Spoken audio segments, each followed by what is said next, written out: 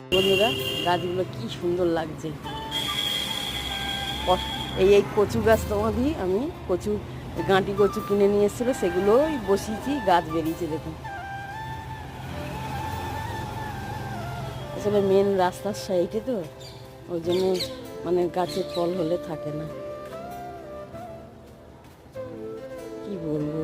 এই দেখুন, এই মেন গেট, আর এই যে গাড়ি যাচ্ছে সমানে, এখানে লোক গাড়ি চলছে, তা থাকবে কি করে।